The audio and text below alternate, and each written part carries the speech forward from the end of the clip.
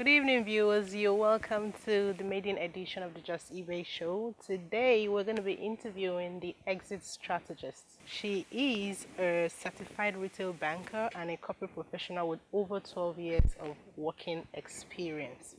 She is extremely passionate about helping corporate professionals transition smoothly from their 9 to 5 jobs into being entrepreneurs. She is also the founder of EIAO Global Services. It is a health and wellness company, and the exit strategy, which is, of course, the focus of our discussion today. So, guys, just to add to that, she's a wife and she is a mom. Please help me welcome Ibukun Omololu, the exit strategist, to today's show. Ibukun, you're truly welcome to the Just Give show. We are delighted to have you. Thank you, Jess. It's a pleasure to be here. You're truly welcome, welcome. So today, like I said, we're going to be talking about the exit strategy. I first need to understand what is the concept of the exit strategy to viewers listening. Okay, so the exit strategy is a solution for corporate professionals. Okay, it's a means where you can leave your current position for another position after two major things. One, after a predetermined objective has been achieved, Okay. and the second thing, to mitigate as a strategy, to serve as a strategy to mitigate failure. So what do we mean by that? The first one, let's say you're in a job that there's basically no joy of life in what you're doing. You feel like you're not fulfilled in what you're doing, and you feel very stuck on the job. It's almost like being round pegs in square holes. True. And you really just want to make a decision to change your career, or probably start a business, or leave where you are. So there's certain things that you have to do that will help you to leave. So if you want to transit now, do you want to start a business? Do you need to have saved up some amount of income before you do? Who are the people who are dependent on you taking these decisions? True. So those are the predetermined objectives. You need to be able to answer those questions and then set a goal for yourself. Do you want to save as much as 6 million for yourself before you transit? Do you want to start a business that would have been generating income for you before you transit? And then the second part, to serve as a strategy to mitigate failure. Oftentimes, we know corporate professionals get laid off from their jobs. Very true. And right now, no one is indispensable. Also you true. could be a high flyer and you're still laid off from the job. I know sound, competent people who were laid off from their jobs. And you find out that down the line, 6 months, 4 months after they've been laid off from their jobs, it's a problem to sustain themselves. There's no more income flow, and you find out, you start asking questions like, what were they doing all the while when they were working? So it's also a strategy to mitigate failure, so that by the time, in case you are laid off, nobody in your family is suffering for the consequences of the mistakes or wrong decisions you made in life. Oh wow, this is very, very interesting, because I find out that the larger populace of Nigeria are employed and they have this exact problem. So that's the reason we're having you today, so that they can learn those things that they truly need to have in place before they can transition. So that's beautiful. The next question we're going to be asking is, I hear the rave all over the place about being an entrepreneur. Everybody wants to be an entrepreneur, or everybody tags themselves as entrepreneur. Is this truly for everybody? Should everybody focus on being an entrepreneur? Thank you. That's a beautiful question.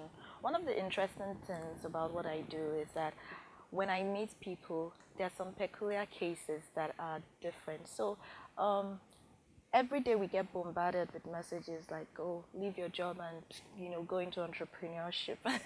I would say there's a time, and then there's also the choice factor. Okay. Entrepreneurship is a lucrative, learnable skill. Okay, it's a business skill that I feel anybody should be able to learn. You just need to put some things in practice and put some things in place. But at the same time, because we're all in different stages of growth in our life, I do not expect somebody who is probably just starting out working in a company to start thinking of entrepreneurship immediately. Okay, so what is entrepreneurship in the first place? It's to be able to solve people's problems at a profit. Okay, so to be able to do that, you need to have business ideas and so many other things. There's the tenacity, there's the willpower, there's the research, and so many other things. So if you're not at that point, if you're not at that stage, entrepreneurship is not not for for you. you. It's not Okay. something that you go in and you think you want to make quick money and you And get come out of. out. Because you could start up and your plans do not go as you planned, Sure. okay? And it takes a lot of willpower and a lot of staying power to keep up with it. So yes, it can be learned by everybody, but we all have different timings and it's a matter of choice. So not everybody would go into it at a point in time. Very beautiful. So this is actually a learning point for a lot of people. Before you want to jump, before you want to leave that job, you need to be sure you have the necessary skills that would help you stay on being an entrepreneur. So the next thing we're going to be talking about is there a stipulated amount of time? Like, do I have to have worked for a certain number of years before I can successfully say I'm ready to transit? That was a really difficult question. Okay, so I'll say it this way.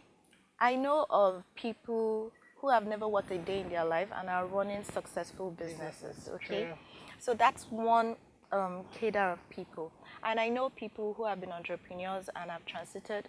People who have been workers and have transited into entrepreneurship and are doing equally well. So what I would say is, the two sets of people, you have both equal potentials to succeed, and it all depends on the individual. For somebody who has worked in a place before, I want to believe you should have an edge if you're smart enough. You should be able to succeed faster because you've been able to spend time in somebody's organization, learning, relearning, making mistakes with those people's resources and building up competency.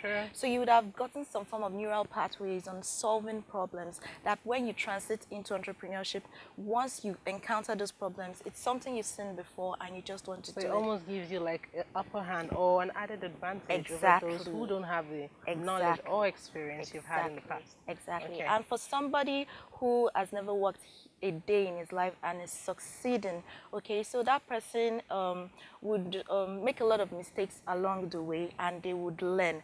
But if they're rich enough, and that's the leverage for them, they could also hire someone who has had experience. So somebody like Dangote, who has a refinery, in himself might not have experience in running a refinery, but he would be experienced in looking at the books of a company and knowing what the revenue is, what the turnover is, if this company is in jeopardy or not.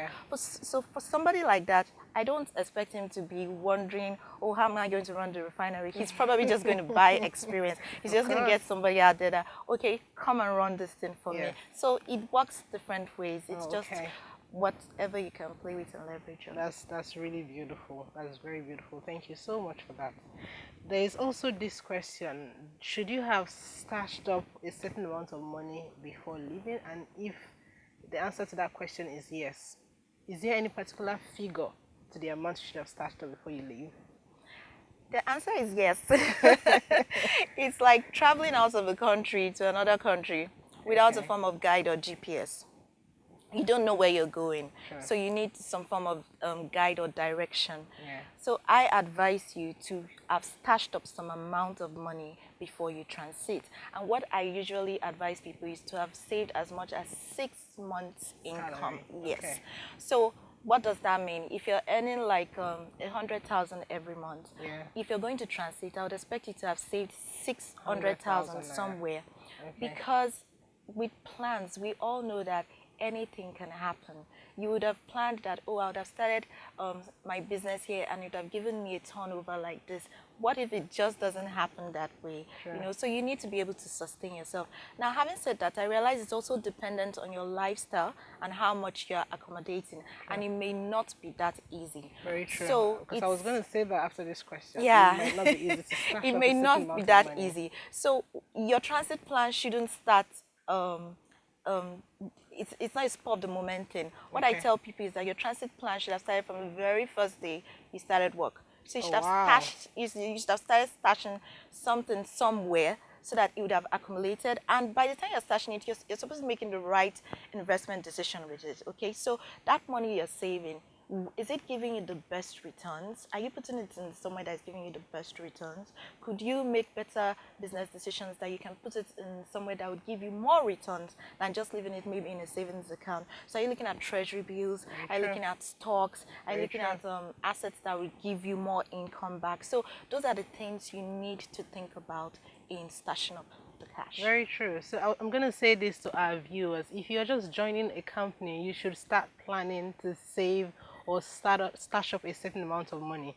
Don't wait until you think it's time to exit before you start putting yourself under unnecessary pressure to raise a certain amount of money. Okay, thank you so much for that. And then finally, I'm going to be asking what particular skills, because this is the focus is on employees, and as employees there are several skills you learn on the job that not only equips you for productivity as an employee, but of course will prepare you for what the outside world holds for you. So what particular skills should you focus on acquiring before you transit into entrepreneurship? Okay, basically I would say your problem solving skills. And having said that, that leads me to entrepreneurship. Okay, so what I tell people is when you're in a blue chip company or organization, wherever you're working, you need to be adding value. And the difference between somebody who is adding value, who I like to call an entrepreneur, and a general worker is that the worker basically lives for the paycheck. Okay, but the entrepreneur is somebody who has his heart in the company, who wants to take risk for the company, who wants to make sure things are working well. And you don't get to that stage until you start adding value, until you're a problem solver and you're very result oriented. So sorry, so basically you're saying you cannot be a successful entrepreneur if you're a crappy employee. That's basically what she's trying to tell us. It starts from there, yeah. You have to have that. It's in solving those problems. It's in solving those problems from the workplace that you become an entrepreneur and you're able to transit easily into entrepreneurship because you've solved those problems. So you've been an accountant for God knows how long, and you've been working, you know how to use some accounting solutions to get some things done. So you start your own business and you have problem with account, it won't be an issue for you. You've been able to do that in your company. You've made mistakes, you've had to learn, you've had to relearn, and then you're now starting up your own. It's going to be like a piece of cake. So very important, your problem solving skills. The next one would be marketing and sales, because it is he who sells and makes the sales that wins. Exactly. Okay, you can't just create products and nobody's buying. Exactly. And nobody is interested in it. So marketing and sales, and I've learned a lot of that from our Igbo people. I think the Igbo people are truly one of the most enterprising people in this world. Yes, they know the basics about marketing and selling. Excellent. Okay, so the next thing I would say would be your people skills, your networking skills, professionalism, your dress sense, courage. How do you talk to people? How do you persuade them and start up intelligent conversations to win people over? So these are things that you should never take for granted wherever you're working. You should be able to have learned that, how to put up good business writing, correspondences, and writing proposal letters and all. Those are things you need to take out. Those are the kind of values and experience you need to take out of the workplace that would help you in being an entrepreneur. Thank you so much. As a matter of fact, she mentioned something about starting the right conversations. A few days ago, I made a post on Instagram saying, you are not created to be mute. When you meet people, you should be able to articulate certain set of questions that will strike the kind of conversations that would either favor you, your career, or your business. So truly speaking, she said this is one of the skills that you should focus on. If you're working right now, if you want to transition, grow these skills so that when you do transition, you're prepared to handle whenever these sort of situations come your way. So thank you so much, Ibukun. I truly did love this interview. And before you go, I would love us to do something for our viewers. What is that thing they don't truly see about you every day? Can we try something? What exactly? Do you want to dance? Do you want to make a funny face? Just give us something that they ordinarily won't see you do. Okay. What's it? Maybe I should just do the funny face because it has to be really funny though. It has to be really funny. So I can be a playful person. So let's see. Okay, that's nice. Thank you so much. Thank you so much. We truly do appreciate you coming here today. And I know our viewers enjoyed listening to the exit strategist. So if you feel like you want more from her, I just discussed with her and she said she has a program coming up in February. The theme of the program is switch. She's going to be discussing with corporate professionals who have problems of transitioning into entrepreneurship. If you would be interested, kindly follow her on Instagram. Her Instagram handle is Ibukun Omololu. Yeah. Thank you so much, guys. Thank you so much for watching. Have a fantastic day.